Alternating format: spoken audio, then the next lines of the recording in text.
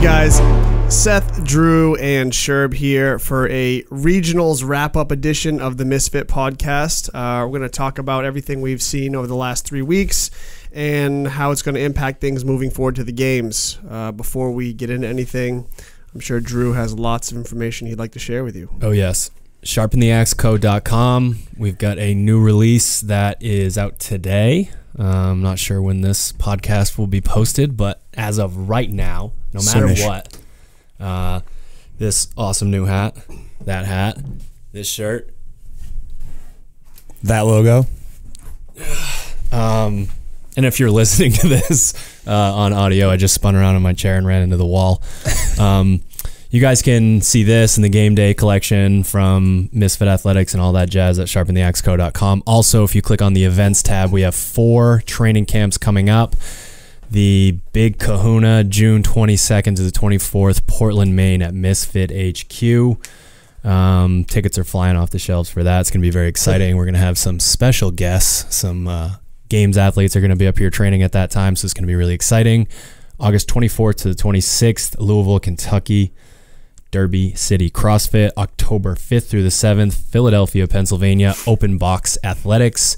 And last but not least, CrossFit 817 in Fort Worth, Texas, November 16th through the 18th. Again, sharpentheaxeco.com. Click on events. There they are. Boom. You did that pretty quick. That's good. That's fast. Maybe in the comments it won't say skip ahead to this time to watch the video because that was so efficient.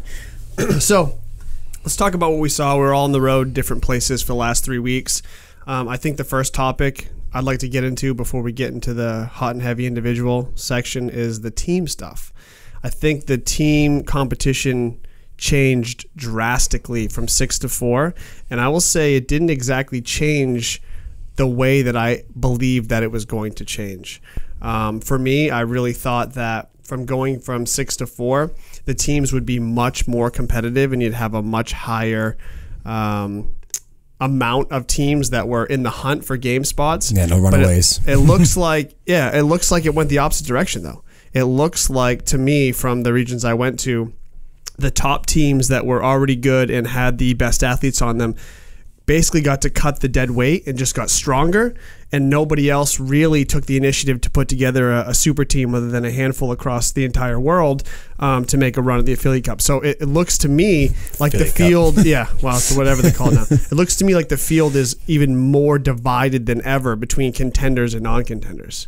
The idea that you essentially play checkers in the open and then play chess, or I don't even know, fucking backgammon or something. A completely different game at regionals, and teams are like, oh, okay, well, we can take this collective of fit people, strong people, whatever, and then hope they know how to use a worm and work together and do all that.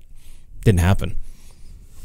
I agree. I mean, I watched. You always agree. I mean, Tell me I'm wrong. No, I mean, I agree. Idiot. I thought for the most part we would see a little bit more of a, more of the opportunity to see more things with the team, and it kind of seemed to me like it wasn't really that diverse from years past. I mean, yes, like the style of the events. Yeah, like the style of the events. I mean, the worm, I knew that they have that great fascination with that stupid thing, but it's never going to go away. But it's a team barbell. Yeah, it's a team barbell. Never going to go away. No, it's never going to go away. But I thought there'd be more opportunity to get a little more creative with the workouts, or like, I think about the Invitational. I think the Invitational has a little bit more diversity into it, even though it's typically only 4 events than the 6-event regional piece.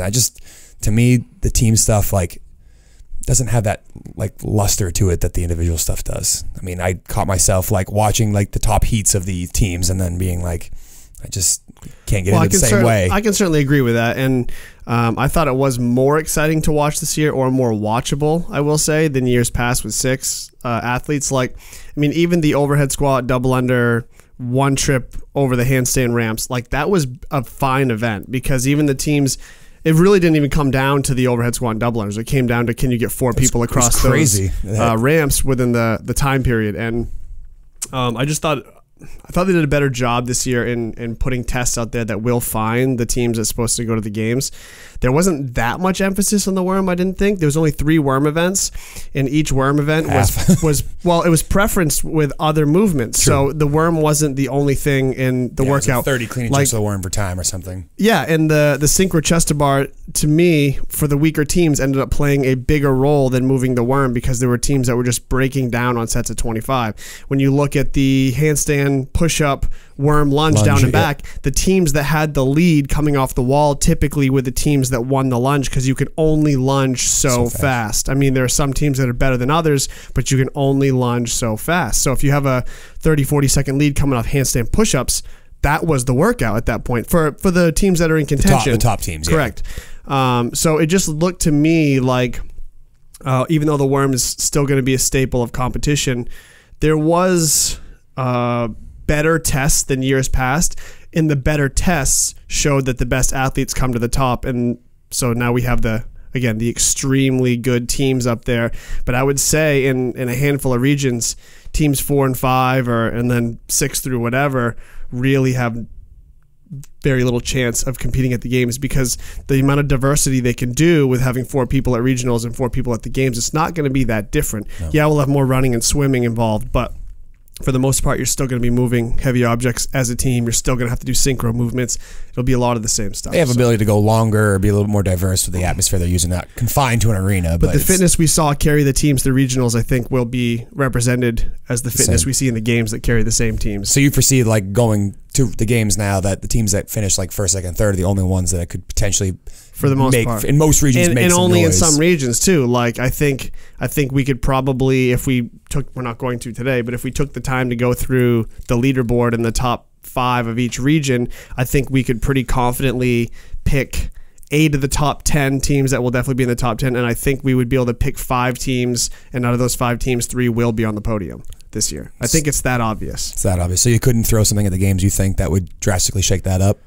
I can't think of anything, but I know if you not could, enough things, yeah. the way that they structure it. Okay, I just didn't know if like in it, like you said, it's that kind of takes some of the luster out of the competition if you know kind of who's going to be at the top versus who's not going to be at the top. But I didn't know if there was the example that comes to mind is someone like Vellner last year.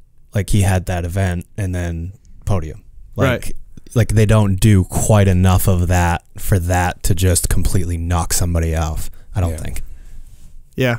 I mean, don't get me wrong. I'm not complaining about the team stuff. I still think it's much better than years past. But all I'm saying is that my initial assessment of what was going to happen to the team competition was completely backwards. I thought it would make it more competitive because it'd be easier to have a bunch of teams of 4 that were much more closely together in skill. And it just separated the elite 4s from the pretty good 4s. Do you think going forward, like now that a year has passed with this 4-person format versus the 6, that might happen next year? Well, you're going to see. You won't see it regionals locally. Like I don't think you're going to see an affiliate necessarily magically create 4 superstars that are going to go in and take a shot at the I'm making more like the a super title. team type of thing. There's going to be super teams everywhere, so that's going to be a thing. No, it already is a thing, but it's going to be the vast majority of qualifiers moving into the future. Will be people that are commuting or moving temporarily to create super teams and make a shot at it. I think that's the only direction that it can go. Yeah, the way the new format is. I could see the bottom half of regionals deciding that, like, hey, I want to see what it was like for a year, and now go from, hey, I don't want to be the guy that comes in 30th at regionals. I want to be the guy that's on the team that goes to the games. Maybe that's what changes it slightly, because maybe that thought of yours that's it's going to get more competitive hasn't happened yet because they were kind of watching it for a year to see what would happen or what would be different. Well, and to me, it even goes one step further. You're talking about someone who's like barely getting to regionals, like people that are getting to the games. Like, for example, Travis said this straight up. He said, so, you know, I could have easily made it through regionals back to the games this year as an individual, which is completely true based on what we saw and what we know. But he's like, I'm not interested in taking 25th to 30th at the games again this year. I'd much rather take a shot at the top and see what happens, and then reconsider next year. Yeah, reevaluate next year and see what happens. He's like, I've been to the games 3 times, and I just, you know, this is where I'm at as an athlete. I'm not like, ashamed of it. It's just, that's where I'm at. I'm not a contender for top 10. So he just sat down and made an evaluation based on his previous experience. I mean, and so you were talking about people at regionals who just don't want to finish 30th at regionals. Well, now we're talking about people that can get to the games upon, whatever year they want to get to the games, they'll get there. But now that's not enough for them. So you're going to see more of those people that are qualifying or on the cusp of qualifying that are like, let's stack a team. Maybe I went a little too low with that with 30th, but like you think of people in the Northeast that were previous games athletes, but maybe aren't quite at that level anymore, or just below that, or maybe they need the right workouts to get to the games as an individual these days. Kind of like Austin and Spencer? Yeah, something like that. They are the type that are, they actually competed on a team this year, but there are athletes in the same like realm or same sphere as them who are just outside that position and maybe say like, hey, I don't want to break in the top 5 as an individual and then come in 40th at the games or 30th at the games. Yeah. I want to take a run. So I just think that maybe we're a year or so away from, or 2 years away from people seeing what has changed with the 4-person format and wanting to go that super team route. Because I agree that I thought there'd be more super teams or more competitive teams, but I didn't see it. Regionals made the whole situation like really obvious to me, and I assume if it's obvious to me, it's obvious to a lot of other people too. Like what has to happen to be a contender at this point. But anything else about teams? No, it's going to the individuals. Are you sure? Yeah. All right. I don't want to talk about week 1. Yeah, well, why don't you talk about week 1? Why don't you air it all out there? I mean, last year was like rainbows and butterflies. It was like 4th and 6th week 1, 1st week 2, 2nd week 3. All right, let's go on to the games. This year it was much different in the old East Regional. I don't really want to get into the treadmill topic again. Cody put up one hell of a fight. Yep. Struggled a little bit on Linda. Put together top 10 performances in every other event. I did say performances. I didn't say scores. And that typically will get you to the games, and it didn't this year. There really were only like 6 or 7 of them battling back and forth. It really sort of came down to that towards the end, like that 8 through 10 range wasn't really a huge part of it. But I mean, a completely different perspective as a coach. Like Austin withdrawing, Caroline had some issues with the handstand walk, and then had a pinched nerve, so she wasn't able to hold the dumbbell the way that she was in training. So it's just weird to go from that type of season last year to... There was a different air of excitement last year. Like, oh man, look what's happening. We might have 2 people from our home gym qualify to...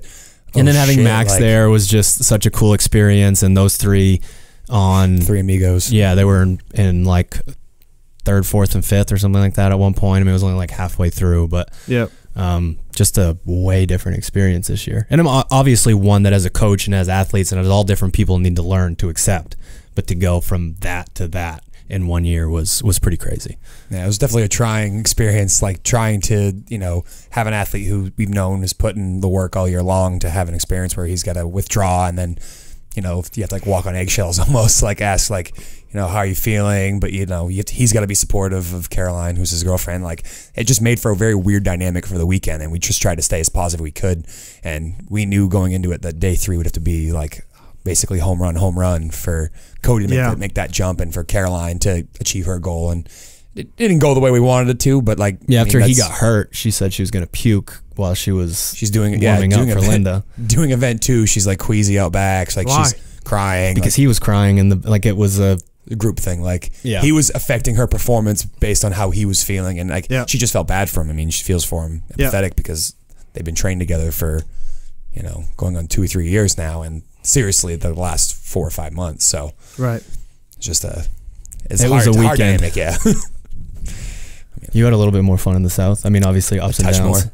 Yeah, we had great success in the South as a company. We did. But like with anything, like the negatives always outweigh the positives on your mind. It's impossible not to feel like the pain of someone not qualifying that you really believe in, still believe in, versus like, Brandon had a fucking flawless weekend. Like, the kid is just stud. He is. He's just so composed and so mature for his age, and so willing and ready to compete on a moment's notice, it really made my job super easy. Like, made some game plans. He stuck to them to a T, like almost to a fault, where he wouldn't adapt. Didn't need to, but if he was just so, or like take risks towards pushing a little harder at the end. He did take risks. He took risks where we decided that he should, and he stuck to it basically no matter what, which is something that will come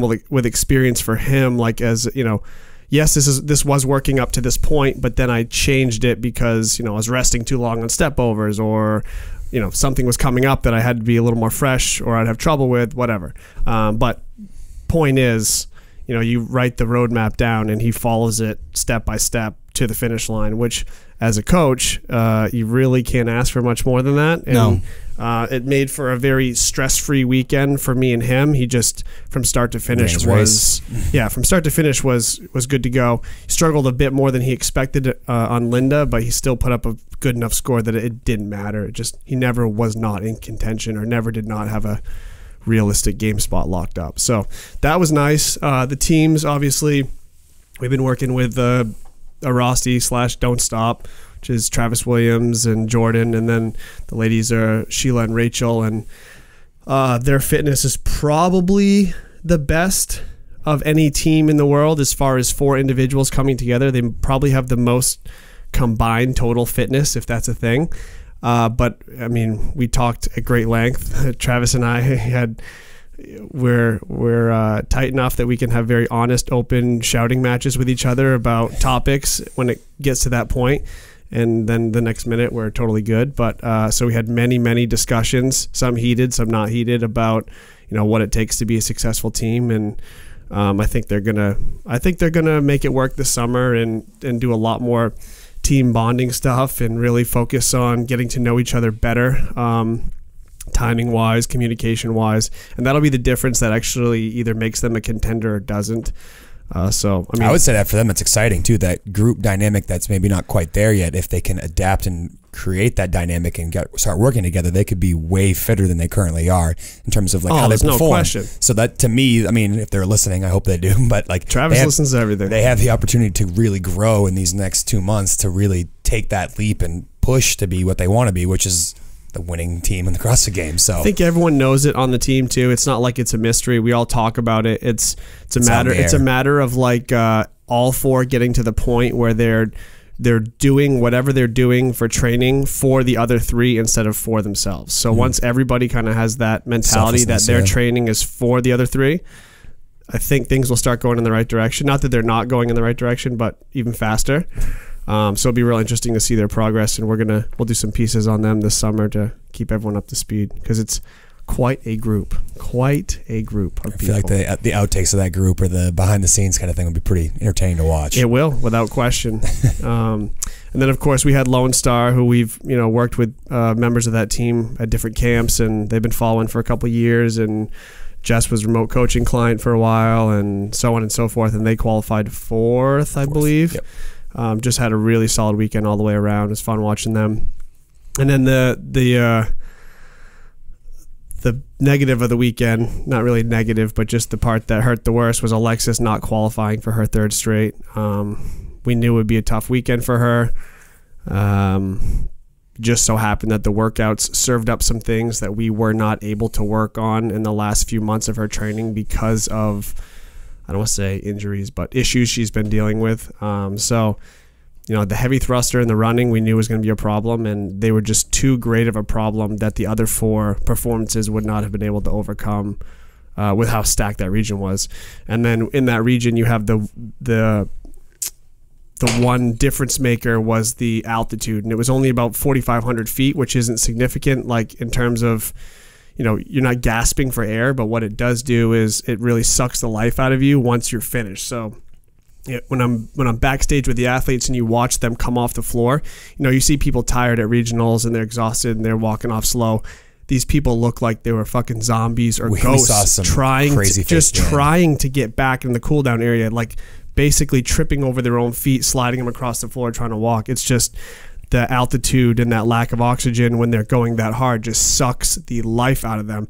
And it makes recovery that much harder for the next event when you have a 90-minute to 3-hour turnaround and you haven't eaten, you have no real comfortable place to hang out, you're not quite sure what you're going to do, the window's a little awkward, it's not quite long enough that you'd go back to your hotel, it's not quite short enough that you should keep moving, it's just really awkward for them. And so people that weren't used to that elevation definitely had a severe disadvantage. Even if they went out early and tried to prep and get acclimated, it just wasn't the same as people who live up there, who are more able to recover faster. And I think it was the recovery, not so much the on-floor performance, that was the difference maker for the weekend. And that's a huge part of competing, is understanding that how much that recovery plays a part in your performance later in the day or later in the weekend. Like, you just can't get away with getting off the floor and then shoving food in your face and sitting in the stands. That doesn't work. So no, it doesn't work. You're right. It has a huge effect. And it's funny because everybody that's there trains with a good amount of volume at this point. To get to regionals, you can handle volume to some degree, 3-4 pieces a day, whatever that is for you. But these people are literally doing 2 pieces a day, and they're the most sore, most destroyed, most by day 3, some of them don't even want to be there anymore. They've only done 4 workouts over 2 days. Yeah, you see it in their faces too. The intensity that you bring during competition is really it just can't be matched in training, no matter how much you try to mimic it. It's not there. And then to take someone from sea level and throw them in altitude and make them do that, it's clear why some people were successful and why some struggled. So yeah, she just it was weird watching a couple of the events, online. She just looked different. There was just something a little bit different, especially going into 5 and 6. Just something seemed different about her. And I lived at altitude for when I was in college, and it's just not.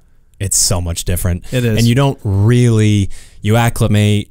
And you get used to it in your everyday life, but you don't really acclimate. You have to you're talking about generations of people, or you're talking about crazy shit like sleeping in an oxygen chamber or something like that to be able to get to that point. And your metabolic rate goes through the roof. You get dehydrated really easy, so you have to eat way more food. You have to drink way more water. And athletes never want to do that when they're competing. It's a whole different animal. I couldn't believe how crazy it was when we went out for a trip and go out there. I was like, oh, it's just got to be a thing. People are exaggerating. It's not that bad. And you go for literally a gentle walk up a hill, and you're like, I feel like I just did a sprint. All I did was walk. It has quite an effect on your performance. I tested out quite a few things when I first got out there just to see aerobically how I felt. Breathing, was I gasping for air, hitting certain paces that I'm comfortable with, and that wasn't the case. I was never missing oxygen. It felt like my legs were stuck in mud. I couldn't deliver oxygen to my tissue, so it did not want to function. It didn't want to feel just wasn't getting fuel essentially. I mean, you're breathing in the same amount of oxygen, just not getting the same amount of oxygen per breath that you would otherwise. Right. So basically, and for whatever reason, I don't know the exact science behind the delivery of why it would be so much harder, but other than it just being less or being saturation, thinner, saturation is just lower. And we have a monitor that Abbott gave us that you put on your finger to measure the oxygen saturation in your blood. And normally, resting right now, if we had it, we'd be somewhere between 98 and 100%. When we're testing people before and after workouts, they're at 85 to 91%. That's fucked up. You're talking about giving away. That's like someone with some kind of serious metabolic condition. Yeah, that's not. Yeah, if you went into a hospital with that, they'd admit you. Yeah, they'd put you on a respirator and say, "Hey, you need to chill out." That photo of Travis looking drunk crossing the finish line after he held on for touch and go snatches. We put that on him while he was recovering, and he was below 90% oxygen saturation. I've never seen that before. Nothing. Yeah, not an average healthy person. That's not a thing. So that's how much it affected people when they brought that kind of intensity, especially without being acclimated. So it's major. People comparing scores from region to region, saying they get in the South. You don't want to find out if you get it in the South. Go up there and test those workouts and see how you feel. It's just completely different. It's a different game, isn't it? It is. It's not the same regional. So that was weekend 1. How was California? California was great. China did really well, as she always does. She's made some very serious strides in her mental game. That's, working with her, there isn't a whole lot to do when it comes to standard CrossFit stuff. She knows what she's doing. We make tweaks on certain things, but getting her to the point where she can take that part of her that doesn't believe in herself, which pushes her so hard in training, and then kind of try to get rid of that a little bit and believe in herself, you know, over the course of the weekend, so that if things do go wrong, which they did, she can bounce back easily. And she, from what I understand, on Linda, they measured in the back what your J cup setting was going to be, what number it was going to be on. Yep. And then they set the J cups and the safety straps up based on that. She got out there and freaked out and thought that it was too high, so she had them lower the J cups. Well, they didn't lower the straps. So you run into it as you came down. So as she came down, she was running into it. And essentially, for anybody that didn't see this or didn't know what was going on, they just, for I assume insurance purposes, made sure that they couldn't drop it on their face or their neck. So it swooped down so that if you dropped it, it would roll and then hit you in the chest. Or like sit on your chest without like crushing you, basically. Just be set in a position that wouldn't. Well, I mean, no, it didn't. It couldn't protect your chest and have the same range of motion. It's not really possible. Well, I meant like roll actually down. like sink through like your chest. I mean, I get that. Yeah, I don't know if it could cave your rib cage or whatever. But anyway, she kept running into the strap. She did it unbroken in training with the bench. She wasn't actually going to do that. She's going to break it up a little bit in the competition, but then she was forced to break it up a ton.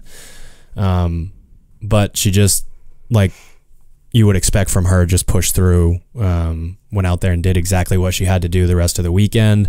And then so many people forget, like, it must be fun to be on top after the triple threes, but they seem like it didn't matter. Having watched regionals, you could actually ruin your weekend, but 4 events, you think about how different they were. I mean, just so different. You didn't know shit about the leaderboard until event 4, unless you're talking about, you know, a Matt Fraser, or, you know, some of the people that put up, you know, crazy performances. Like, someone that was so impressive was Emily Abbott out in that region. She crushed all the way across. But it's like, she was able to see, and we were able to talk about the fact that this, you know, we're putting together all of these pieces to make your performance for the whole weekend.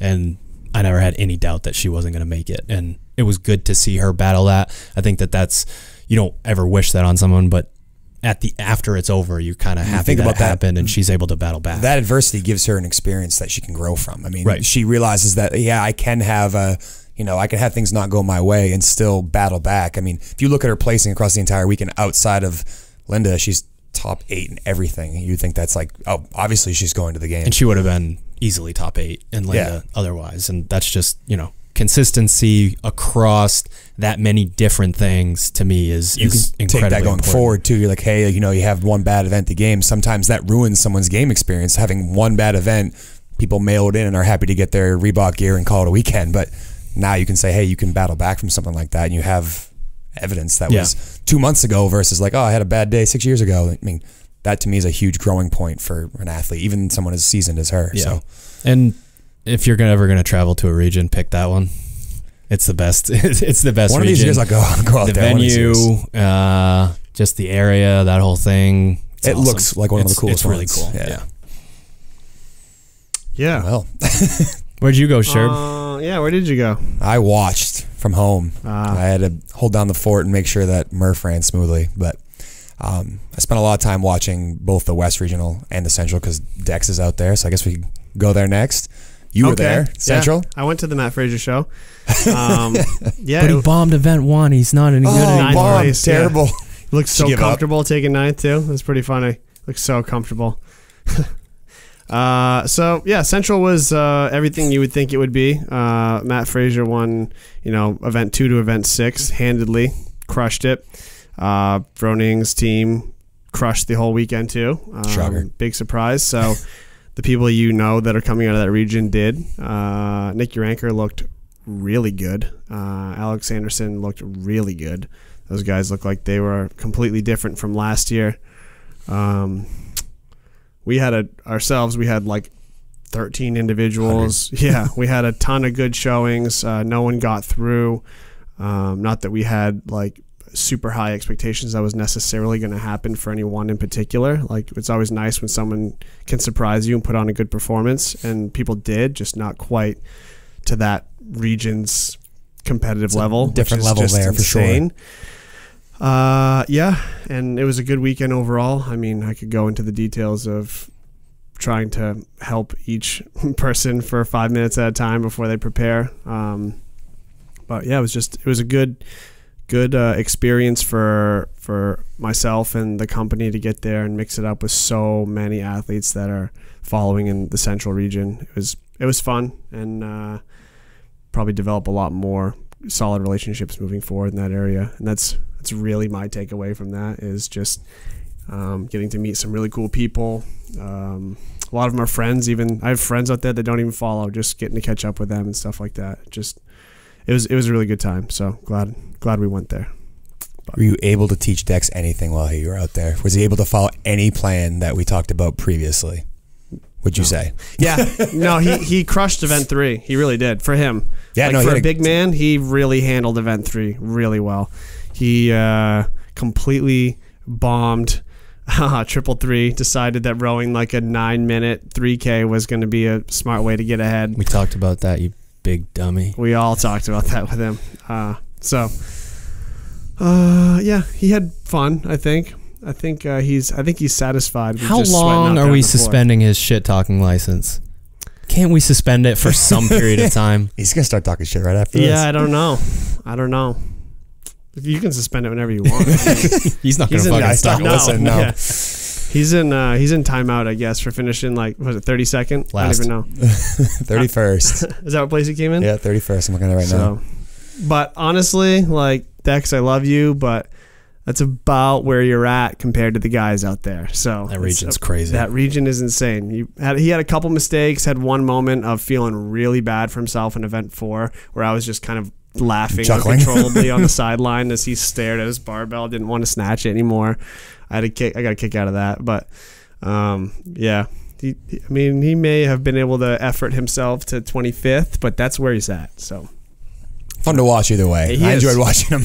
I gotta say this though. So even though, Dex is where he is athletically, still super talented, obviously, like in the big pictures, big scheme of things. But I saw him take more pictures with people than when I walk around with Alex Smith or Cody or China. More people approach Dex for pictures than any other athlete I've ever hung out with. It is insane how many people that I don't know who they are walk up to Dex. Hey man, can I get a picture? Of course, yeah. And then he makes some fucking crazy saying and makes him laugh and takes like over and over. We couldn't walk anywhere. Over and over. He's a fucking celebrity. I didn't know that was the case.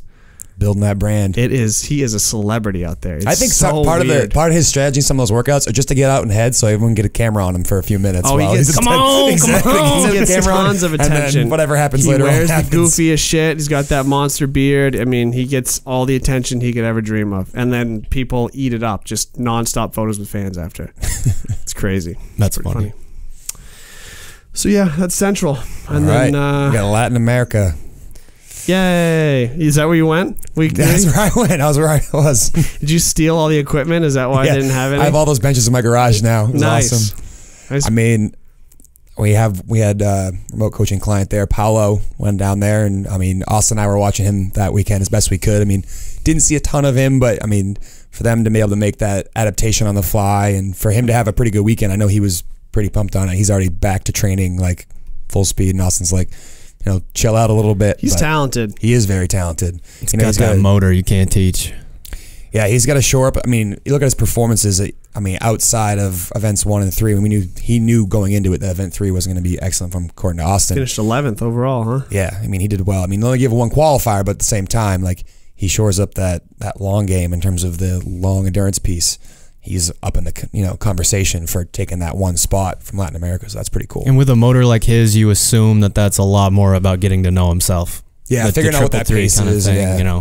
Even if it's just learning to suffer, that kind of thing. Kid's talented. Be exciting to see where he goes in a year from now. So that's cool. Yeah. Week 3. Most of us were in West Palm Beach for Kenzie. And of course, we had a remote client, Paige Semenza, as well, among Norman Woodring, and also like 20 other people. Yeah, there was a lot of them. Yeah, there's a lot of misfits in that region as well. Obviously, the majority of my focus went to Mackenzie that weekend. That's what I was down there for. Just trying to get the best possible performance out of her each and every event. So she didn't just treat regionals as a formality.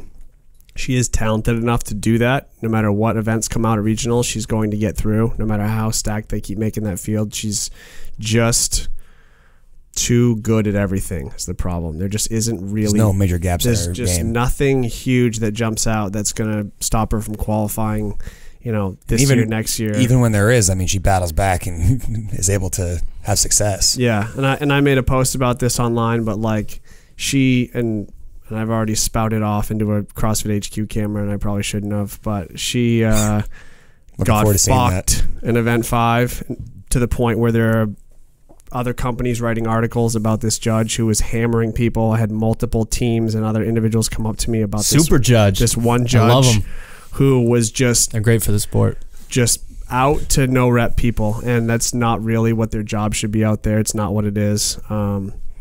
If it's blatant, you take it away, but it leads to too much inconsistency. And she basically got penalized 2 minutes on Event 5. Now, before this even happens, by the time day 1 ends, I already know she's going. Like, short of an injury, she's going to the games. But that wasn't what we talked about before, and we had very specific guidelines we were trying to follow for the weekend. We had rules that we had literally written out that we were following and sticking to for the whole weekend. And so just trying to build her, focus on one performance at a time, build her success event after event, stack the points up in her favor. We were trying to win the weekend. Even without this penalty, she was not going to win the weekend after everything shook out the way it did, which is fine. That's not a big deal. We were just seeing how far we could push her in this sort of competition. But Event 5, like I said, she got penalized close to 2 minutes with just handstand push-up no reps that were completely undeserved. But what happened was, even though she was behind 2 minutes from the 19th person to come off the wall, she stays calm, puts together, 5 sets of 10 or whatever it was on toes to bar, and, is a solid 90 seconds now behind anyone gets on the bike. She sits on the bike and decides that she is going to push those 50 calories, not sprint, but just push those 50 calories at a pace that I don't think any other girl in the world took that line during regionals with that hard, because she knew she had to catch up. She had her hand, the judge raised her hand 10 seconds after Cassidy. Yeah. And she gained another 5 seconds during those final calories. Yes. Like, I was just like, I don't understand what's going on. I would guess she probably biked the 50 calories at around 500 watts. Pretty close. How many guys out there can do that? I don't know. Probably the slowest you would see on that thing was probably like a 402 wattage wise. She just decided that she was going to push and play. She got really freaked out when she was getting the no rep. She basically had to kick off the wall 3-4 times before she's halfway done, trying to figure out what the fuck her judge was trying to get her to do. And I had a bad perspective because I stood right in front of where she could see through the glass. So she literally could see me when she kicked down, and there was no one else by me. So she gives me what am I supposed to do? And I'm just like, keep doing handstand push-ups. Like, figure it out. I can't come out there and discuss this with your judge, and like you need to just keep doing them until they award you 50 reps. And once I was just like, you're fine, just keep going. She never looked up at me again. She just ground through them and then got on the bike and decided to show them what she could do on the bike. And then she absolutely crushed the step overs, even though she got through 50 calories in like 90 seconds or some crazy shit on the bike. I'm exaggerating, but it was super fast. And then basically did the lunges damn near unbroken back and forth and took 8th overall, not just in her heat, but 8th in the whole event after literally taking a 2-minute unwarranted penalty. So those are the type of things that I'm looking for when an athlete's going to have a breakout, whether it's at regionals or the games. Someone that can battle back from adversity, kind of like you had mentioned about something earlier. Just, it's so easy to, in the moment, be like, well, I just got my weekend stolen from me. I just got fucked. There's no reason to expect that I'm going to finish in the top half of this. And you just kind of coast through. And that's the line that a lot of athletes default to in their head. And they're not strong enough to say, like, okay, if I take a different approach the rest of the way, like, how much ground can I gain back? Takes it off them and puts it on somebody else. It does. So it's exactly right. It's really easy to blame someone else for your shortcomings. And that's basically all we've worked on for 2 years, is changing her perspective towards everything, feeling bad for herself, putting herself in situations that or I'll put in her a situation that she has to dig herself out of a hole and figure out how to deal with it, giving her things that are just a little beyond what she may believe that's in her capacity, make her do it anyway, and then have her come back and be like, oh, I guess it wasn't so bad. Just constant breakthroughs on the mental side of things, because there isn't a lot that any of us need to do to shore up her She's physical physically game. gifted, yeah. It's a little cleaning up here and there, but for the most part, it's her willingness to push. And after, how well she did in 1 through 4, and then to see somebody try to rob her, which happens a lot in this sport. I'm not saying like this is a anomaly. It happens all the fucking time, but it happened to her. And the way that she reacted to it was the biggest breakthrough of the weekend, and it literally made my entire regionals weeks like complete. I felt like something positive had happened there. So that's what I basically took from everything that I saw, was that moment. One of the things that we learned last year that I think we probably knew all along, but it's more important for some athletes, is that like almost like Misfit family like atmosphere that we can provide for athletes, to let them know that like this can be very similar to being at home or whatever. We'll take care of the little things, and you just go out there and do your thing, like do really well. And we saw what it did for China last year, to have, me and Ted and Jen and Cody and the whole crew out there. And she just said, like, we don't have to talk about CrossFit every 5 seconds. We can, keep things somewhat normal, so that when I go out there, the stress isn't 10 times as high as it needs to be. And I draw some parallels between her and Kenzie with these expectations that can be placed mentally sometimes. And I just wanted to see, like, can we provide that same level of support for Kenzie, and what happens if we do? And it was nice to see her that happy most of the time. I mean, I know that after event 5 was whatever, but she snapped out of it quicker than she would have in the past. So exactly. She snapped out of it. And it's one of those things where it's like, it's worth it to be hard on the athletes and to push them at certain times. But once you get to that point and all the work has been done, a lot of it is about getting them in the proper headspace. So being able to go down there and see her do her thing and try to, make sure, we cracked the jokes that Roy's always grimacing at the end of the finish line because she didn't have the world record. Like, everybody's there clapping, she's got Roy's literally dozens of people like thumbs up, smiling, like that whole thing. Like, and I think that was really good for her. And then, I talked to Paige 2 or 3 times, and all I can say is she's a fucking gamer. Yeah. She has a awesome attitude. Yep. Like, she's ready to throw down. I honestly don't know enough, without talking to Gabe about what she's trying to work on, her strengths and her weaknesses and all that. But it's just nice to see every once in a while, when you work with a lot of super talented athletes, somebody come in with that like extra level of grit. And I mean, before the finals, she was just like, I just want to go. I just want it. I want it. I want to go to the CrossFit Games. And love that attitude. That's awesome. That's all you need. Go out there and do it. Like, it was cool to watch. Yeah, her bigger issues were basically gymnastics related going into both the Open and that weekend, and for her to crush the handstand walks to, based on what she believed that she could do, like to really handle them. And then the rope climbs, which she was concerned with, like you couldn't tell she was concerned Those with are them great. on the floor. They're fine. Like absolutely good to go. And they were fast. And so like obviously there's a ton of room to continue to work with her and fix her and help her progress in some of those areas. But she kind of has the opposite thing where I wouldn't worry about having to get her ready to compete, because it's more like give her space because she is ready to compete. You don't need to get in her face. She's already waiting to She's get locked up there. in. Yes. So that was pretty refreshing. Absolutely. Well, I didn't get to go to the South, but Loser. I did have a remote coaching client there, Norman, who I thought, to be honest, performed The South, bro? The Atlantic, you mean? whatever. Who cares? Performed on some of the workouts we were concerned about going in, like phenomenally better than we thought was going to go. Like Linda in training, he told me his times, and we were discussing what a realistic outcome would be for that piece. I'm like, man, you're going to take 20th, 25th, maybe 30th on that with that time. And he went in there and knocked that out of the park. I mean, if we're going to step back for a second to the first workout, he told me he was going to win the entire thing, like in the world. He said, I'm going to win event 1. I'm going to beat everybody in the entire world at it. And while he did come in second on that one in his region, I mean, that was a really fun thing to watch, because I knew, based on his background as a runner, that he was going to be willing to suffer. He was running so fast but looked so calm.